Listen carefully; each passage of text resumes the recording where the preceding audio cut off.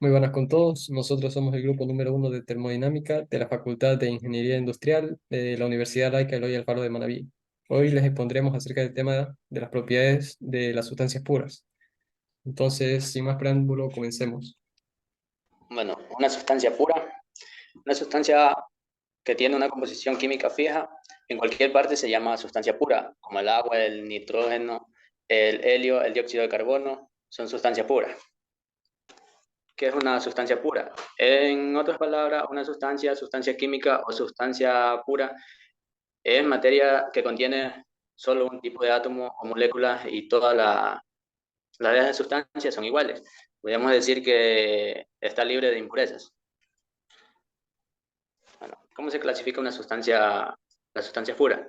Se clasifican en sustancias puras simples y sustancias puras compuestas. Una sustancia pura simple es las cuales hay una variedad única de átomos y las compuestas es las cuales hay al menos un par de átomos diferentes conectados a través de un enlace químico cuyos números atómicos varían.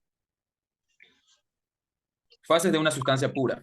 Las fases en una sustancia pura se refieren a los estados físicos distintos que puede experimentar la sustancia bajo condiciones específicas, principalmente temperatura y presión. Las tres fases más comunes son sólido, líquido y gaseoso. A continuación, una explicación más detallada. En la fase sólida, las partículas constituyentes de la sustancia están muy cerca unas de otras y tienen una estructura ordenada. Estas tienden a vibrar en posiciones fijas debido a la baja energía cinética. La forma y el volumen de un sólido son definidos y fijos. En el estado líquido, las partículas tienen más energía cinética que en el estado sólido, lo que les permite moverse más libremente. Estas son más cercanas entre sí y no están tan ordenadas como un sólido y tienen forma variable pero un volumen constante. En la fase gaseosa, las partículas tienen una alta energía cinética y están separadas entre sí por distancias relativamente grandes.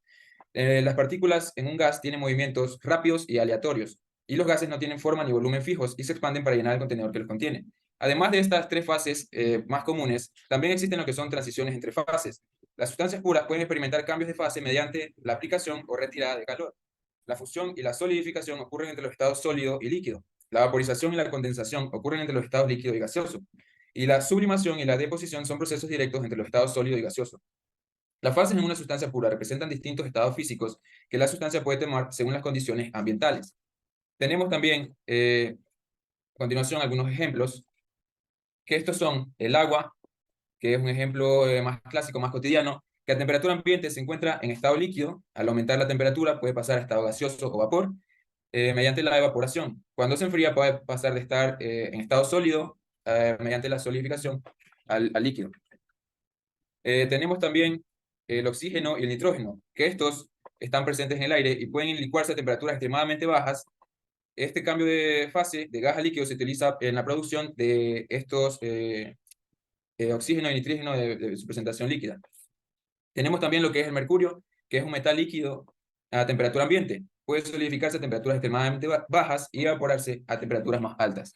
Estos ejemplos ilustran cómo las sustancias pueden cambiar de fase en respuesta al cambio de la temperatura y la presión. Ahora, para la mejor comprensión de estos cambios de fases, se utilizan lo que son los diagramas de fases. Un diagrama de fase es una representación gráfica que muestra las fases en las que las sustancias específicas existen bajo diferentes condiciones. Como ya lo decía, principalmente son la de temperatura y presión. Los diagramas de fase son particularmente útiles para describir las transiciones de fase entre los estados sólido, líquido y gaseoso de una sustancia, así como otras transiciones más específicas, como las que hablaba anteriormente. Estos diagramas de fase principalmente tienen lo que son un eje de coordenadas, que suelen ser dos, uno para la temperatura y otro para la presión. Estos representan las variables independientes que se están estudiando. Tienen también las regiones de fase. Las diferentes fases se representan como regiones en el diagrama. Cada región indica las condiciones de temperatura y presión en las que esa fase es termodinámicamente estable. También están las líneas de fase, que en el diagrama se marcan los límites entre las regiones de estas fases. Estas líneas indican las condiciones en las que dos fases coexisten en equilibrio y se conocen como líneas de coexistencia. Están los puntos especiales que hacen referencia a puntos triples y otros puntos especiales pueden estar marcados en el diagrama, como los puntos críticos. El punto crítico es la temperatura y presión crítica en las cuales las fases de una sustancia pierden sus diferencias distintivas. Y el punto triple es el conjunto de condiciones en el cual las tres fases coexisten en equilibrio. Tenemos curvas de transición, que son curvas adicionales que pueden representar transiciones específicas, como las curvas de fusión, vaporización o sublimación. Tenemos también lo que son áreas bifásicas, que son las regiones donde dos fases coexisten Y estas áreas suelen encontrarse a lo largo de las líneas de coexistencia. Los diagramas de fase son herramientas valiosas para entender cómo las sustancias reaccionan a cambios en la temperatura y presión, proporcionando información crucial para el diseño y optimización en los diferentes procesos industriales o de la vida cotidiana. Generalmente también hay que tomar en cuenta que los diagramas de fases varían dependiendo de la sustancia. A continuación, procesos de cambio de fase de sustancias puras. Podemos dividir los procesos de cambio de fase en varios intervalos. Comenzamos entonces con líquido comprimido y líquido saturado.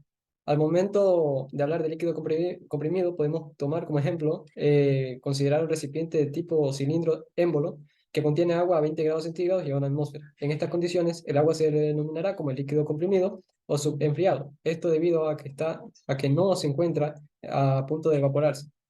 Esto es lo que conocemos como el estado 1 en este experimento. Como consiguiente, tenemos que al transferir la energía en forma de calor para aumentar la temperatura, esta agua comenzará a aumentar su volumen específico y a expandirse, manteniendo constante la presión en una atmósfera.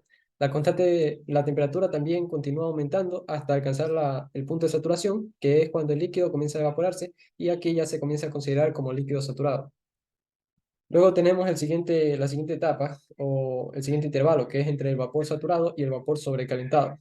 Sucede que al iniciar la ebullición, el aumento de temperatura se detiene hasta que se evapore todo el líquido. Entonces, el único cambio notable que se podrá ver será un aumento significativo en el volumen y del líquido y una disminución constante debido a que este comenzará a transformarse en vapor. Una vez que el líquido se ha evaporado por completo, se finaliza el cambio de fase y se forma una región de una sola fase, que esta vez es puro vapor. Durante este tiempo, al transferir más calor, da como resultado un aumento de la temperatura y el volumen específico obtenido se considera como vapor sobrecalentado. También tenemos el otro intervalo, ya diría que es el último, sería entonces el de temperatura y saturación y presión de saturación. Nos dice que a una presión dada, la temperatura a la que una sustancia cambia de fase se llama temperatura de saturación. Y asimismo, a una temperatura dada, la presión a la que una sustancia pura cambia se denomina como presión de saturación, o PS. Podemos decir de que entonces la presión de saturación y la temperatura de saturación son dos medidas determinantes entre sí. Es decir, que podemos decir de que cuando la temperatura sube, también la presión cambia su valor. En todo caso, tenemos entonces un diagrama en el que se muestra cómo es la manera o el proceso en el que cambia el agua al momento de pasar por los procesos de cambio de fase a una presión de una atmósfera. Por último, entonces, nos presentamos una tabla en la que se muestra la presión del cambio de fase del agua a diferentes temperaturas y presiones.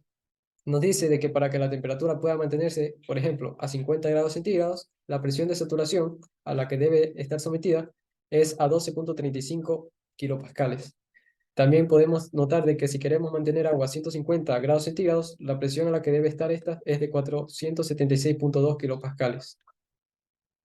Bueno, esa ha sido nuestra intervención. Gracias por su atención y a continuación en nuestro blog tenemos más información detallada para una mejor comprensión del tema. Gracias.